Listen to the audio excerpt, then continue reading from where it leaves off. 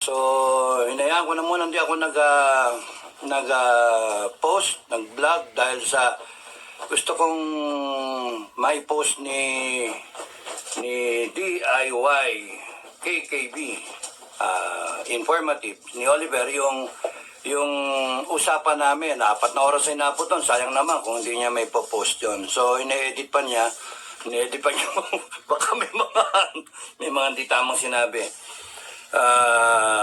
Kasi ano yan February Revolution yan eh. So, napag-usapan yung February Revolution. So, yun yung na-post na yata niya. So, I have to check it pa. Alam ko meron nag-notify sa akin eh. Tapos, panoorin nyo lang, doon kayo manood. Supportahan nyo rin yung channel niya. Kahit pa paano, nagko-comment din siya para meron iba-iba yung insights na nakukuha ninyo from a simple person that he is, tapos kanya-kanya analysis yan. Kaya kung titignan ninyo ngayon sa SOCMED, ang daming vlogger, iba-iba yung analysis. So Hi guys, magandang gabi po sa inyo lahat. Magandang araw, magandang hapon sa iba't ibang dako ng ating mundo. Dito sa Pilipinas, magandang gabi po sa inyo lahat. Ito pong muli ang inyong lingkod, si DIY KKB Informative. At ang ating matutunghayan po ngayon ay si retired Captain Baron Clemente Enrique Jr. ng Philippine Military Academy Batch 83. So, natunghayan nyo po yung second interview ko or second kwentuhan namin ni Sir Dado. Kaya lang yung second kwentuhan namin, alam nyo, doon sa bahay niya, napakahaba yung kwentuhan namin. 5 oras po yun, guys. 5 oras po yun. At tinignan ko talaga, 5 oras. Tumagal kami ng 5 oras na kwentuhan. Kaya nga po yung unang vlog ko ay inihati ko po yun. Almost 2.5 hours nga yun or 2 hours yun. Sabi ko, parang walang nanonood eh. Ang hirap ng ganun manood, 2 oras mahigit eh. So, sabi ko, hati-hatiin ko na lang tong part 2 ng atatado na kumbaga kung ano yung topic namin, yun ang aking iba-vlog. Kagaya nito. Iba-vlog natin yung sa Comelec. Yung kanyang sinasabing sa kanyang pangitain ay lumabas yun. Yung declaration, People's Declaration number 8. So, napakaganda po nun. Infinity kasi, infinity, walang katapusan. Yung People's Declaration number 8. Yun. Ang ganda nun. Yung kwentuhan namin talaga namang hindi kami magkamayaw ng kwentuhan. Meron kasamang mga joke. Kasi alam nyo, sa isang vlogger, kailangan talaga magjo-joke siya. Kasi unang-una, pagka seryoso na yung usapan, sisingitan mo ng joke kasi nakakasakit ng ulo yung pagka tuloy-tuloy na seryoso yung usapan. So, eto, patutunghay ko sa inyo kung ano tong Declaration number 8 ng mga mamamayan doon sa kanyang pangitain na napakaganda naman. Tunghayan nyo po guys. Hindi ko muna ikukwento sa inyo. Kayo na ang makinig at tumunghay kung ano tong People's Declaration number 8. So, inantay ko pa nga yung iba niyang mga deklarasyon kasi 1 to 12 yan eh. Sabi niya sa akin 1 to 12 yung declaration niya, nililipat niya yung mga pagitain niya sa isang whiteboard, tapos tsaka niya ngayon ipapaliwanag sa atin kung ano yung 12 People's Declaration. Yon, 12 yan. So, napakaganda. Napakaganda ng Natunghayan nyo nga yung una kong vlog, di ba? Yung Declaration 1, 2. Tapos, yun. Ito naman, 8. Yun yung malinaw na kanyang naalala patungkol dun sa kanyang pangitain na yun. Napakaganda po. May brilliant mind to si Sir Dado. Kumbaga, yung mga sinasambit niya at pinahayag niya, makakatulong sa ating inang bansang Pilipinas. Yun po. At kung makakwentuhan niyo Sir Dado, napakasaya pong kausap. Pero napakatapang nito. Scout Ranger to eh. Talagang never surrender yung mga Scout Rangers ng Batch 83. At naano ko rin yung Batch 83. sila pala yung napakahabang panahon bago graduate. Hindi ko pa alam yung story, hindi ko pa naitanong kay Sir Dado bakit humaba imbis na I think 4 years lang ang PMA years bago graduate, pero base doon sa na-research ko, more than 4 years yata. Hindi ko alam na, kumbaga, hindi ko alam yung totoong story eh. So, hopefully, pag nakakwentuhan ko ulit, tatanong ko yun. Isa-isa itatanong ko. At siya ay naging baron ng kanilang klase, batch 1983 ng Philippine Military Academy. First captain nga siya, baron. Siya yung sigaw na sigaw, alap sa kaliwa, hawak niya yung buong klase nun. So, di ba? At talaga namang napakatalino nito at makabayan itong ating iniidolong si Sir Dado ng Pinoy Survivor. Si retired Captain Baron Clemente Enrique Jr. May junior pa. Junior pala siya. Para pala siya si yung ating presidente may junior. Junior, ganun. Yun nga. At tunghayan na nga natin guys. At bago po ako magsimula, ay ako po muna yung magpapasalamat sa aking mga viewers. Kahit na hindi nagsusubscribe, okay lang, manood lang sila. At lalo na sa aking mga subscriber at mga bagong subscriber na patuloy na sumusuporta sa ating YouTube channel, DIY KKB Informative. So, shoutout po kasi ang subscriber ko ngayon, mga 5,900 plus na. Going to 6,000 na tayo. At yung mga subscriber ko po, guys, ito po yung mga legit o kumbaga ito ay organic.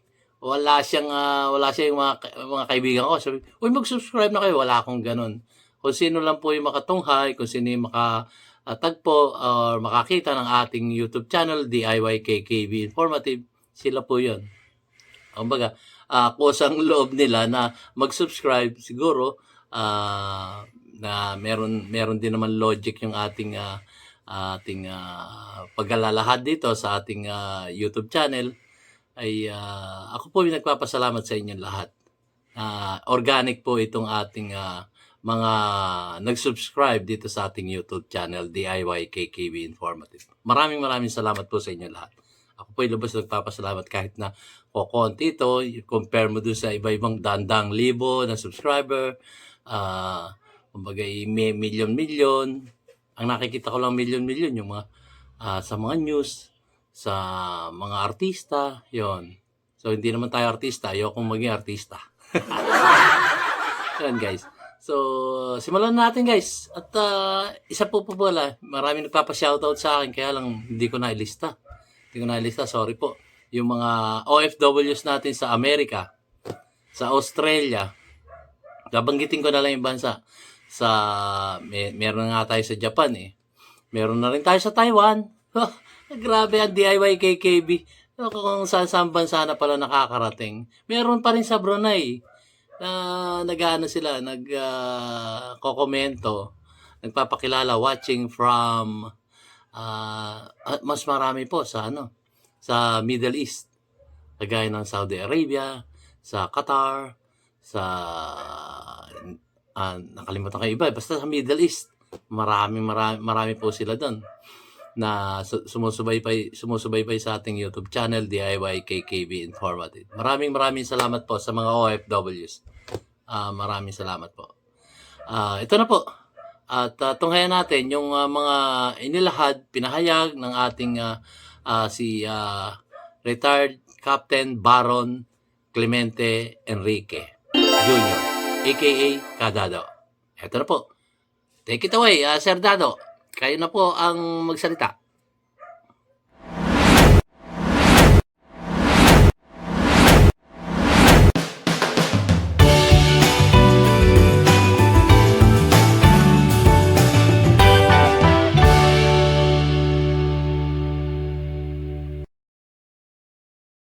Isipin ko, COMELEC, COMELEC, no politicians, walang tatakbo na politician, nagkagastos ka, it will be against law. Sa pa yan.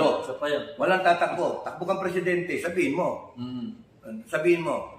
And then, iipunin lahat ng COMELEC yun at siya ang gagastos sa posisyon mo. Tsaka mag-a-announce pa Senator, congressman, mayor, bahala ang Comelec. Sakit ang ulo ng Comelec yun. Pero pag hindi nyo sinod, ganun kayo.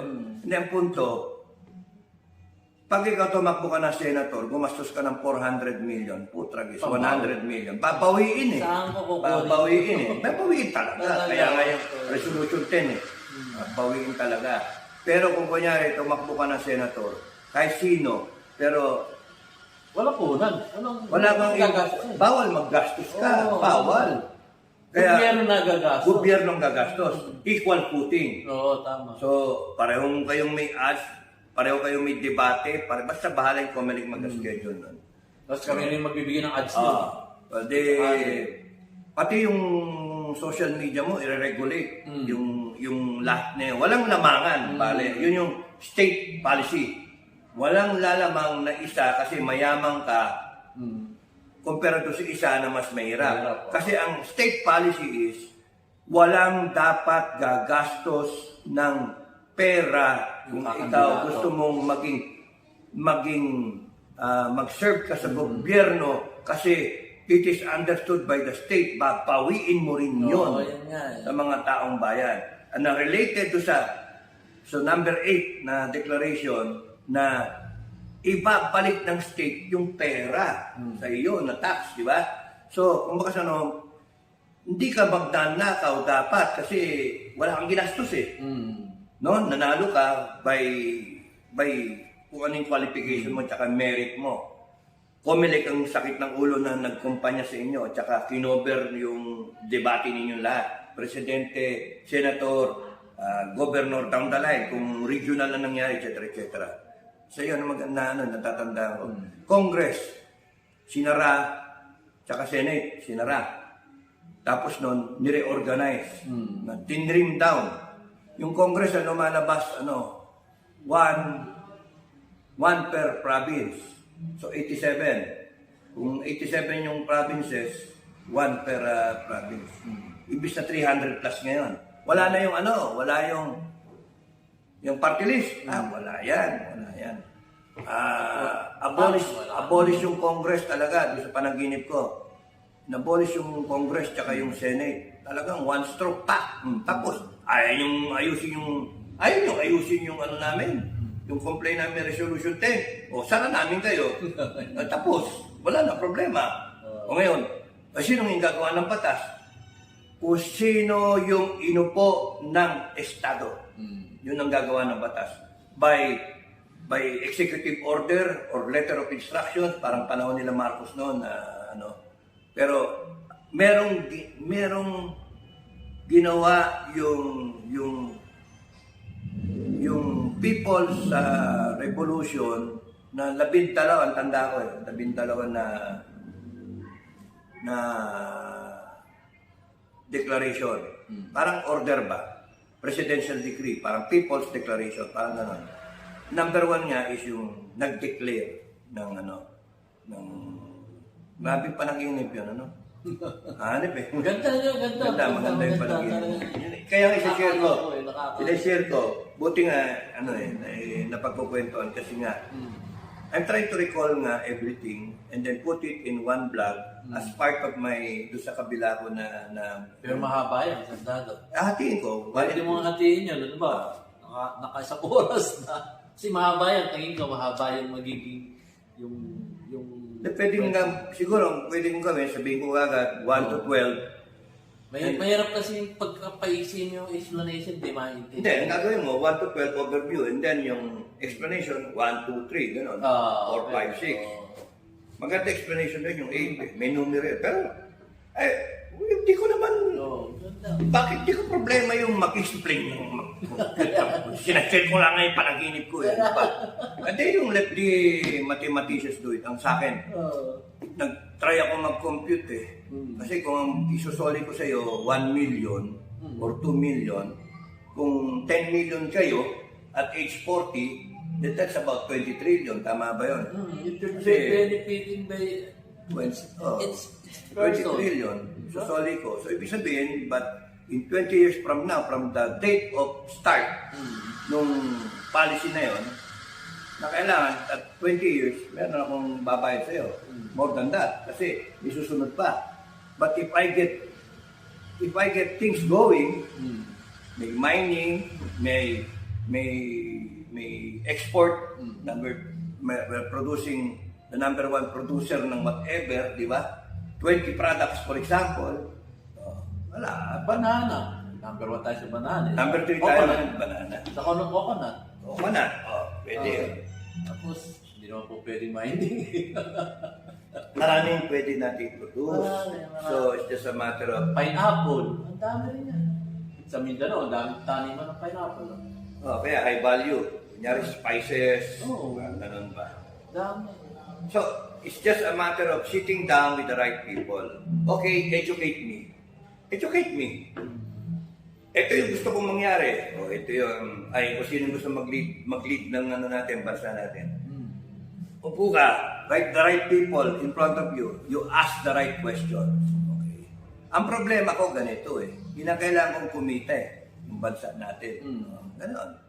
So, may appreciation kayo kung saan kumukuha ng pagkain yung continent ng US, ng South America, etc.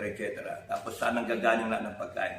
So once you factor that all in, then you can now say, ano ang strength natin? Ano yung pwede natin gawin?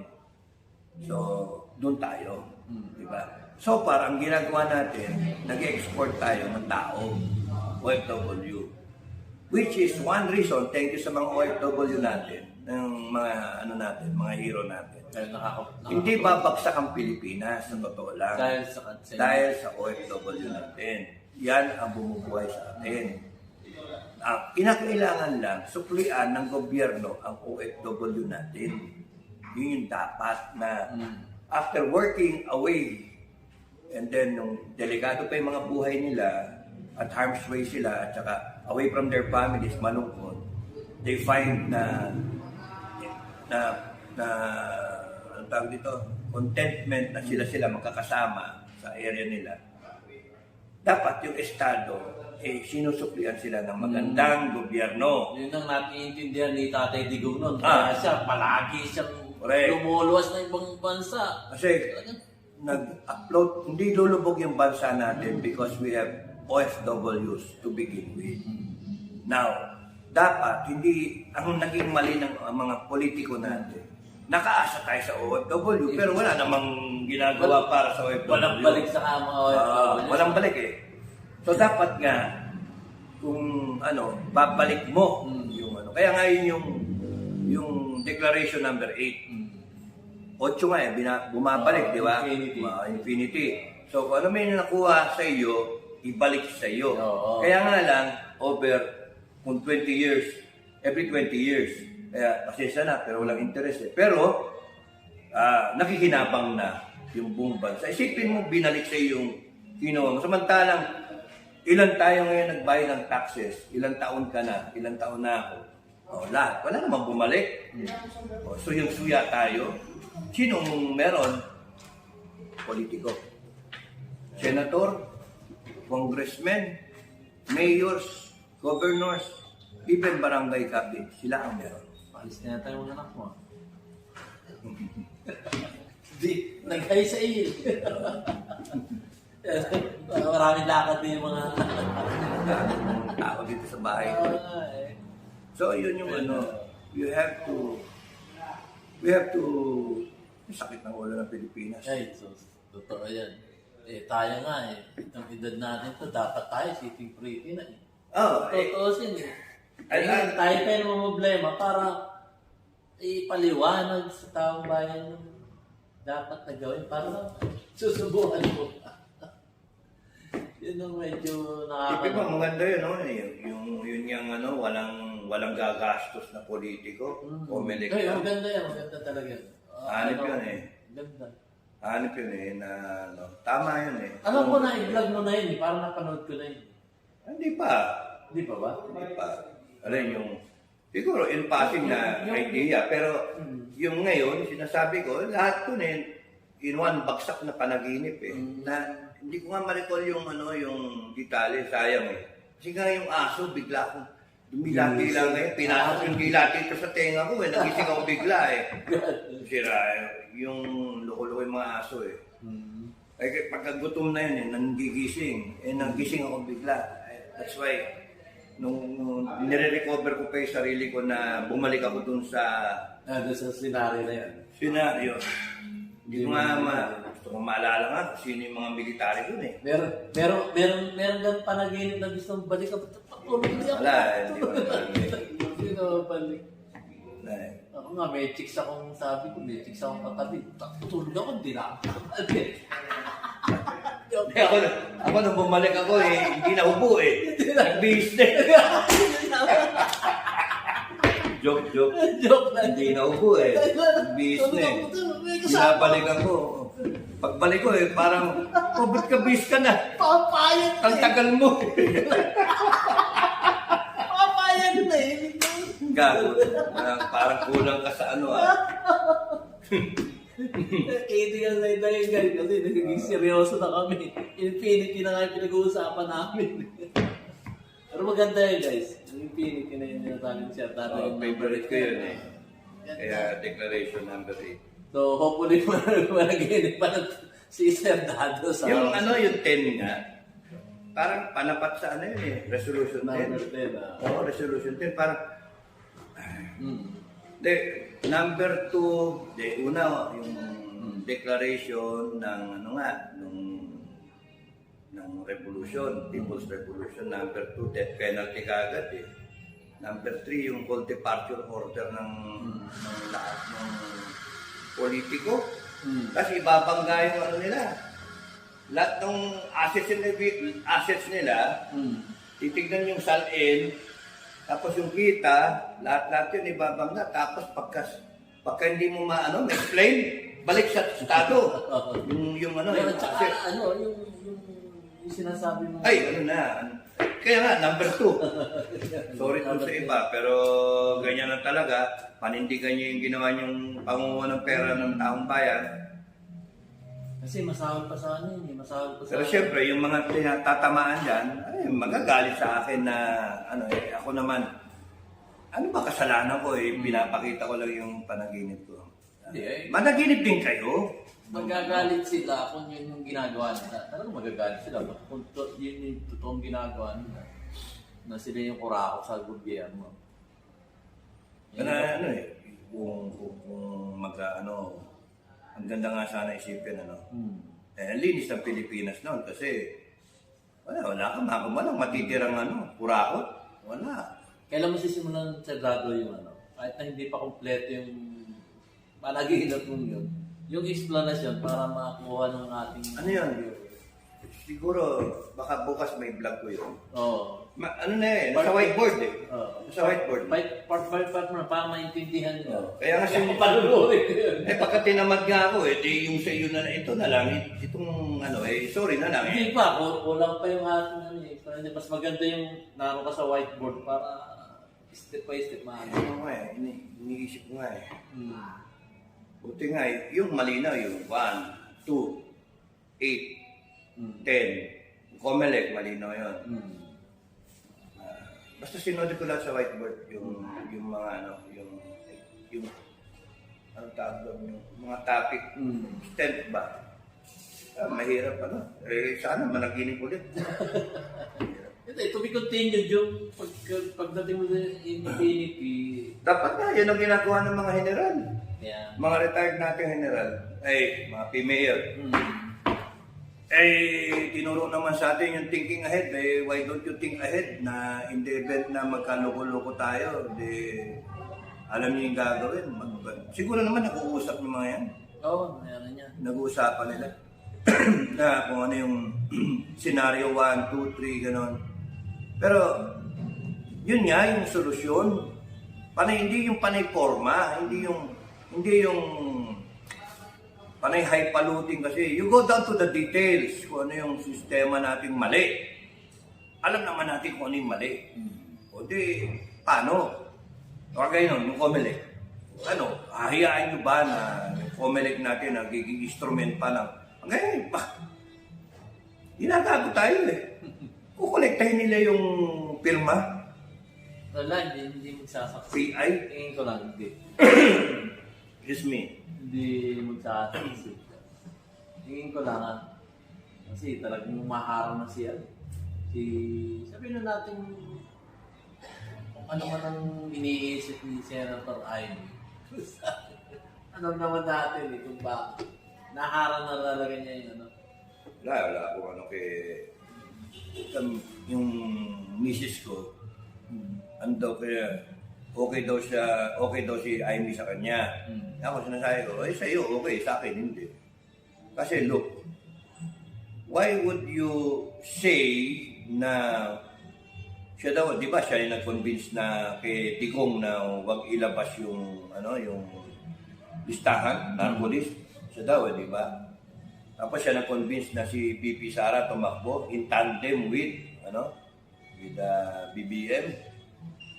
Tapos ngayon, look at the mess, di ba?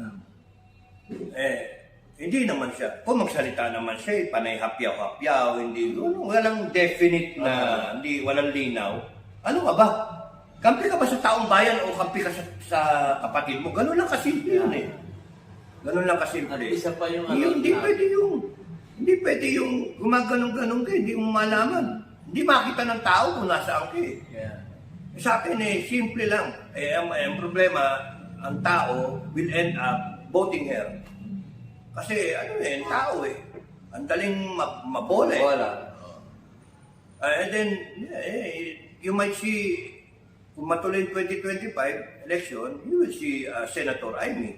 Kung matuloy 2028, you might see BP Amy.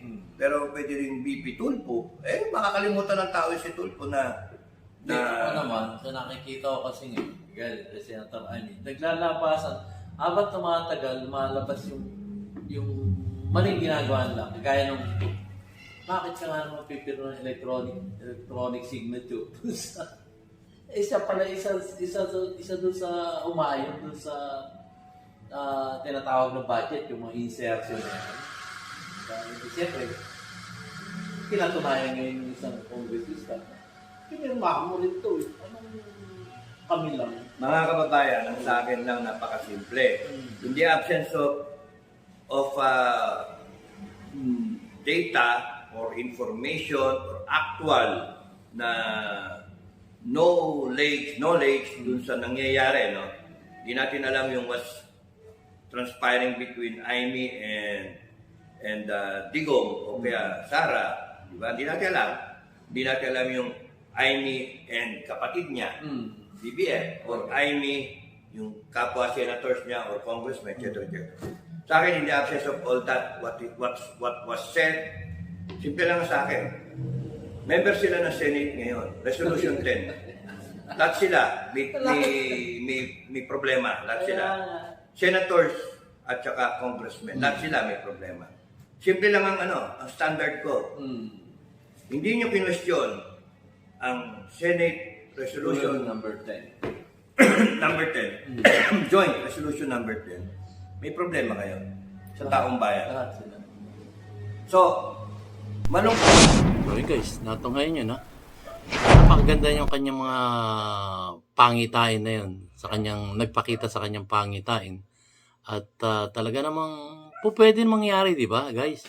Pwede namang mangyari yung wala nang gagastosin pa yung mga kakandidato. Kasi alam nyo guys, eto yun eh. Gagastos ka sa eleksyon. Halimbawa na lang sabihin natin saan barangay captain na lang. Ang ginagastos ng barangay captain, alam nyo kung magkano. Maabot din na milyon yan. Milyon yung kanilang ginagastos. Kung makikita naman yung mga barangay captain, mahihirap din yan. Wala ka namang, kumbaga, walang ari-arian na may pagmamalaking sila tunay na mayaman. Siyempre, mga galing din yung mga kapitan na yan sa root grass. Hindi naman sila napakayaman. Pero, pag gumastos ng ganon, isipin natin, ba, sabi natin gumastos sila ng 1 milyon, sila pangkaraniwang mamamayan din dito sa ating inang bansang Pilipinas. Gumastos ng 1 milyon para maging kapitan, excuse me ba, mangyayari nun, siya, hero. Siyempre, yung yung kanilang sweldo, hindi pa sasapat yun sa termino nila na 3 taon bilang isang kapitan. Magkakaroon ka ba ng 1 milyon na sweldo mo? O sabihin na natin umabot na 1 milyon yun sa sweldo mo, yung nagastos mo, paano na?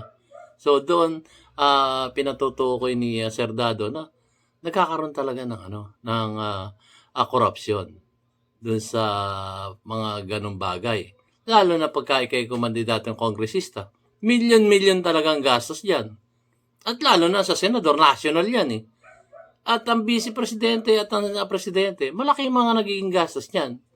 So, yung iba, mayroong mga hindi umano, donations, para sa kanilang kandidatura. O sige, sabihin na natin, halimbawa isa senador, merong mga donation mga kaibigan nila. Okay, sige. Pero ano mangyayari? Siyempre, nag-donate ka, alam na kung anong pwedeng mangyari pagka nag-donate. Magdo-donate ba yun kung wala silang mapapakinabangan? Ano yun? Hero sila na, gusto ko lang naman namin maging senador para matulungan mo ang bawat isang mamayang Pilipino dito sa ating inang bansang Pilipinas. Di ba? Ikaw man, mag-donate ka, halimbawa, sabihin mo, magdo-donate ako sa iyo ng 10 milyon. O saan mababawiin yun? Ano ka, namigay ng candy sa ibang bata? Hindi naman candy yun. 10 milyon, halimbawa, let's say for example, 10 milyon nag-donate. Paano? Siyempre, sinasabi nila, tinutulungan ka lang namin para ikay maging senador, may panggastos ka sa kandidatura mo, at pag naupo ka na, tulungan mo ang bawat isang mamayang Pilipino para umasenso naman. Ayun, kayo mag-analisa guys. Kung halimbawa kayo isang negosyante na magdo-donate doon sa isang kakandidato, milyon-milyon ibibigay nyo. Ano? Sasabihin yung bigay nyo lang yun. Siyempre, sa aking analisa guys, meron yun. Merong mapapakinabangan yun at the end. Merong aantayin yun. At nangyayari naman sa ating inang bansang Pilipinas yun, yung mga kandidato na yan. Merong napapakinabangan yung mga nagdo-donate sa kanila. So, para maalis ang mga alinlangan o mga maling pag-iisip ng kapwa nating mamayang Pilipino, ang gawin natin, yun nga, sinabi ni Sir Dado na ang COMELEC, ang siyang gagastos na sa mga kandidato. Sila na rin magbibigay ng ads. Kumbaga, pera na rin natin dito sa ating inang bansang Pilipinas, yung sa kabandang bayan natin kukunin yung budget para sa mga kandidatong yan. At qualified. Yun ang yung qualified. Na kumbaga, talagang alam natin na manunungkulan ng maganda sa ating inang bansang Pilipinas. So, in that moment, kung mandidato siya, wala naman siyang gastos, gaganap yan ng maayos at aasahan niya yung kanyang susweldoin na galing din sa ating mga bulsa dito sa ating inang bansa. Yung binabayad nating tax na milyon-milyon. Kesa naman sa manakaw yan. Di ba? So, pagkagastosan na ng COMELEC, yung sinasabi niya sa kanyang pangitain, na gastos na lang ng COMELEC. Lahat.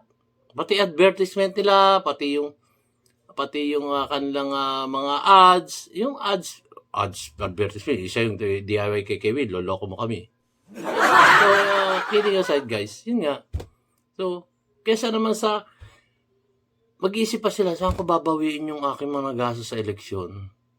Kung sa sweldo ko lang kukunin to, hindi ko makukuha yun. Kahit anong compute nyo, kumuha man kayo ng statistician nyo, hindi makukuha doon sa sweldo niya at mababawi yung kanyang ginastos sa kandidatura niya. Kahit sinong kandidato.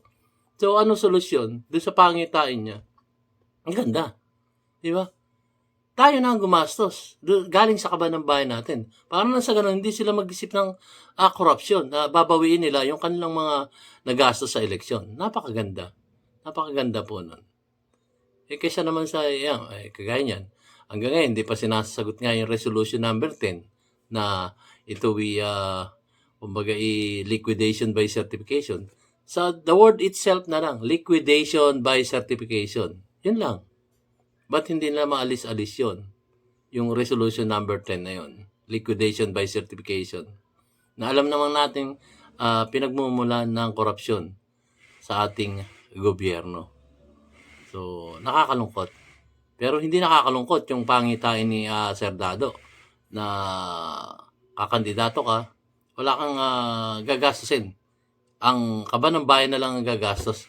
Pero, hindi ka po pwede mangurap kasi pagka nangurap ka, ayon doon sa kanyang pangitain, ay ganun ang mangyayari sa iyo. Magkakaroon tayo ng mga batas patungkol dyan na lilinisin talaga natin ang ating mga opisyalis na manunungkulan dito sa ating inang bansang Pilipinas. Napakaganda po.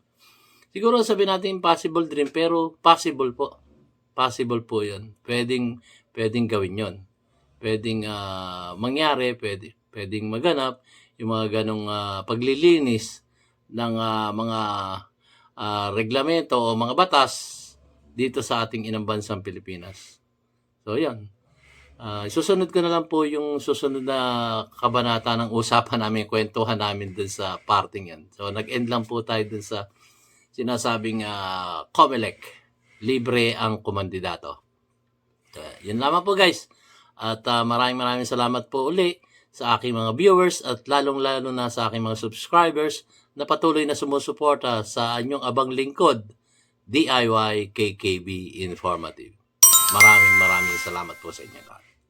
So, lagi sinasabi ni DIY KKB Informative, maging mapanuri po tayo. Umisip po tayo ng paraan para sa ikabubuti at kagaganda ng bawat isang mamayang Pilipino dito sa ating inang bansang Pilipinas. Maraming salamat pong muli. See you on my next vlog, guys.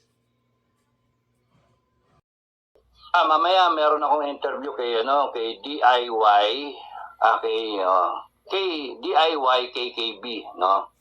KKB na TV, no? Tapos noon, pinaunlakan ko dahil sa gusto kong suportahan natin siya, no? Gusto kong suportahan natin siya.